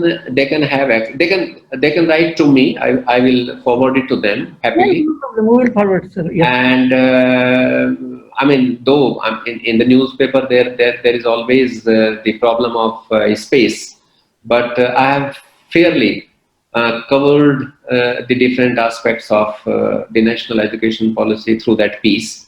And if that can be circulated amongst the fellow colleagues, it will be of some value to them. Yeah, sure. Professor Prakash sir, can we include your article into e-book which we are publishing day after? There is a critical analysis of the NEP only, that is the e-book by MGM only. So we request you to give us the permission to include that paper into that. I can get it from the professor. This was carried by, I do not know what is the procedure. From my side, there is no problem. Actually, it is already in the public domain. Okay. And this was carried by the Guardian newspaper. I think it was carried by Sunday Guardian. So if there is any requirement, you can write a letter to them and you can publish. I have not taken any honorarium from anybody for that. That's okay, sir, because it is your copyright, your article, it's your copyright. So if the copyright rests with me, I give you the copyright. Thank you. Thank you very much, sir. Now over to Dr. Rita Khadkekar for the Chancellor. Thank you for sharing your views, sir. We will now invite Honorable Chancellor, sir, Dr. Kamal Kishore Kadam ji. former education minister, Government of Maharashtra, and chairman of MGM Trust. Welcome, sir. Thank you, Richa. Thank you, Professor Ved Prakash. Wonderful review and critical analysis of the policy document of education. Document is good. Every document, every government document is good. The problem is with implementation. Much is talked about autonomy of university. But is it possible? Free thought, free thinking, and free action is the base of the university foundation. We cannot afford. Even today, for a single post of lecturer, you have to go to government. For any new faculty, you have to take permission of government. Now and then, there is the interference of government. Without government, university cannot function is a fact. The reason, Purusho Arthasya Dasah, Vidyapit Arthasya Dasah. जब तक तुम अपने पैरों पे खड़े नहीं हो, तो न यूनिवर्सिटी ने ऑटोनॉमी की बात करना, और गवर्नमेंट तो देती ही नहीं। इस समस्या से हम कैसा हल करें, यह हमारे सामने सबसे बड़ी बात है। शिक्षा का प्रश्न रहा तो मैं सोचता हूं बहुत कमीशन आए गए, बहुत learned fellow, doctor Radhakrishnan, doctor DS Kothari, likewise कोशिश बहुत की, लेकिन बहुत कम, उसमें से बहुत कम हम पा सके। मैं सोचता हूं देश के सबसे बड़े शिक्षा तज्ञ विनोबा भावे थे, आचार्य विनोबा भावे, जिन्होंने कहा शिक्षा से हम खाली दो चीज चाहते हैं, एक बौद्धिक स्वावलंबन और दूसरा आर्थिक स्वावलंबन। बौद्धिक स्वावलंबन का मतलब मैं मेरे लिए कौन सी चीज अच्छी है, मेरे हित में है, मेरे परिवार के लिए कौन सी चीज अच्छी है, मैं जिस समाज में रहता हूं उसके लिए कौन सी अच्छी चीज है, जिस देश में रहता हूं देश के लिए हितकारक धोरण क्या होगा, और पूरे दुनिया के मानव समाज के लिए क्या है। ये सोच समझ करने की क्षमता अगर शिक्षा ने आपको दी, तो आपके अंदर बौद्धिक क्षमता, बौद्धिक स्वावलंबन आ गया, ऐसा आप समझ सकते हो। दूसरी बात, आर्थिक स्वावलंबन। हम हमारे जवानी के 15-20 साल शिक्षा लेने में डालते हैं, 10वीं पास हो गई, आगे क्या, अरे यूनिवर्सिटी चलो, आगे क्या, अरे और पढ़ो, आगे क्या, अरे BA करो, फिर MA करो, फिर PhD करो, फिर हाथ में नौकरी का पर्चा लेके दर दर घूमो। हमें श्रम करने की लज्जा पैदा हो गई। हम तो बड़े पढ़ाई लिखे वाले हो गए, PhD हो गए, अभी हम कुछ नहीं करना चाहते। तो शिक्षा ने हमें क्या दिया? Dignity of labor we could not maintain. Neither dignity of labor nor actual intelligence और actual बुद्धिमत्ता जो कहते हैं वो भी हमारे पास नहीं है। अब इस हालत में इस शिक्षा को कैसा सुधारें? इस शिक्षा का वर्णन भी उन्होंने बहुत अच्छा किया है। आज की शिक्षा शब्द को प्रतिशब्द देना, यही शिक्षा है। छात्र ने पूछा शिक्षक से, सर अश्व का मतलब क्या है? शिक्षक कहता है अश्व यानी घोड़ा। घोड़े का मतलब क्या है? घोड़ा यानी अश्व। अरे आप शब्द को प्रतिशब्द देखकर उसका समझ यह नहीं कर सकते।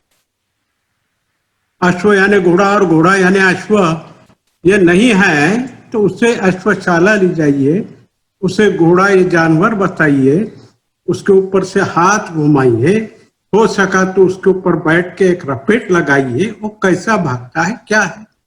जिंदगी भर घोड़ा नहीं भूलेगा, उसको अश्व और घोड़ा ये बताने की नहीं जरूरत। लेकिन आज हमारी पूर्ण शिक्षा प्रणाली जो है अब इसी के बीच में घूम रही है। शब्द को प्रतिशब्द जो कम से कम जो उसकी छोटी उम्र है उसके अंदर तो भी उसका संपूर्ण समाधान करना एक जरूरी है। जब तक वो हम नहीं कर सकेंगे हमारी शिक्षा प्रणाली में से, तो ये शिक्षा प्रणाली से कोई उपयोग होने वाला है। हम नहीं कहते हैं कि उसको आइंस्टाइन की थियरी ऑफ रिलेटिविटी समझा, लेकिन जो चीज आप समझा सकते हैं वो भी चीज हम नहीं समझाते।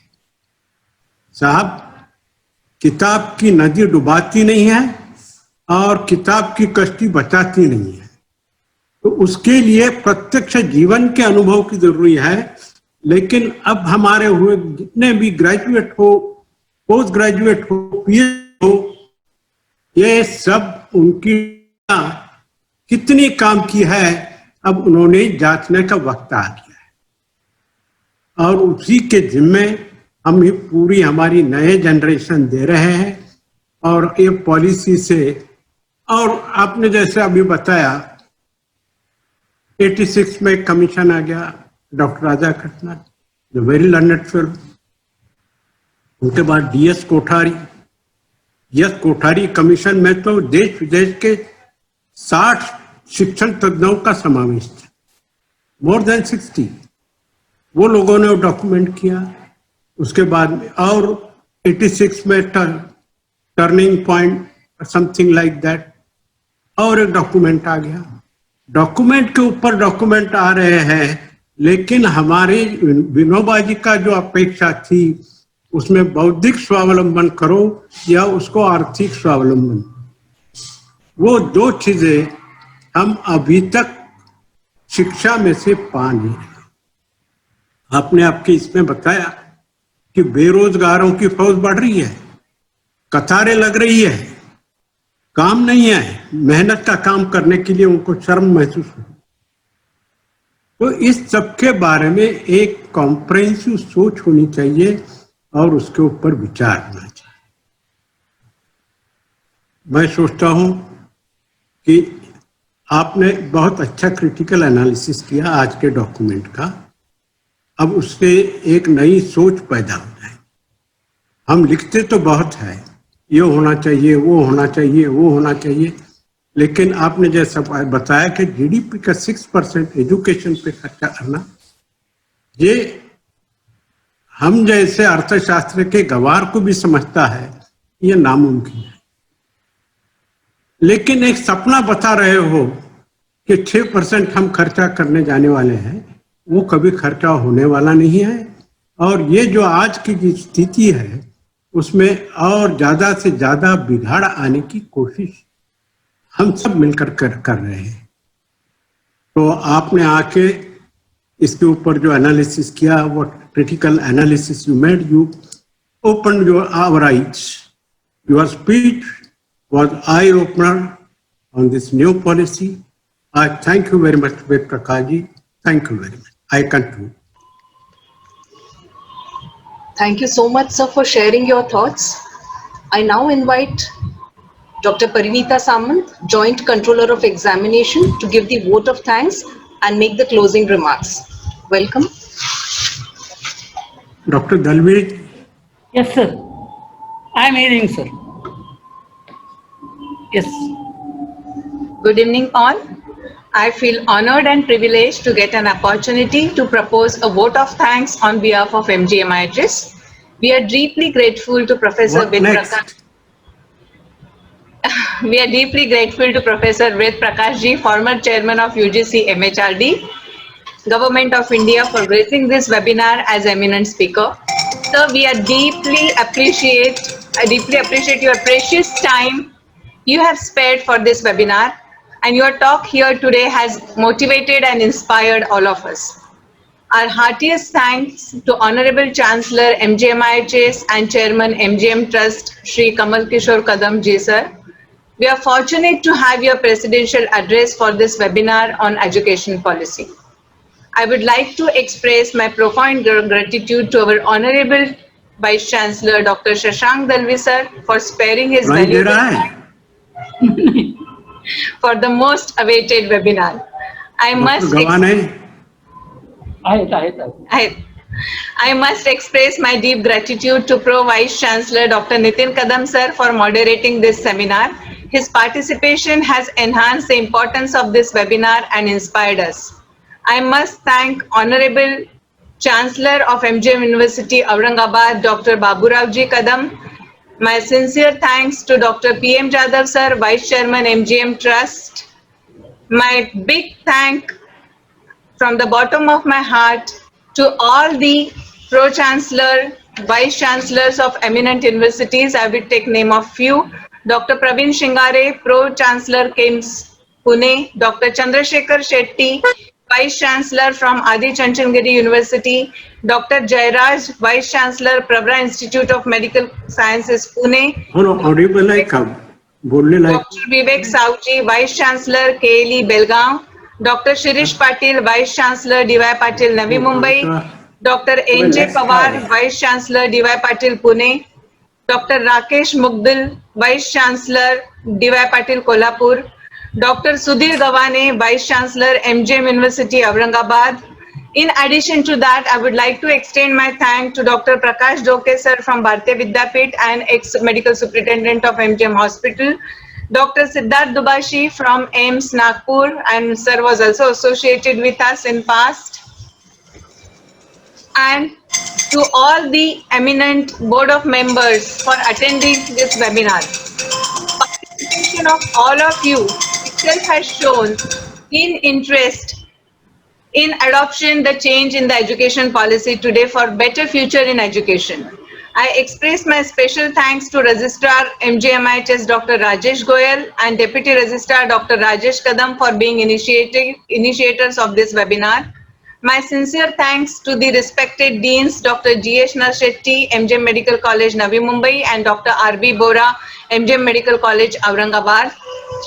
Finally, I would like to thank faculty members of MGMIHS of different constituent colleges and other participants for their overwhelming response to this webinar. I also thank IQAC coordinator MGMIHS Dr. Rita Khadkikar for her efforts in hosting this webinar. Also IQAC coordinator from Aurangabad Dr. Swati Shiradkar. And not last but the least, I would like to thank all IT team members, especially Mr. Anil Khandare and university staff for their extensive support.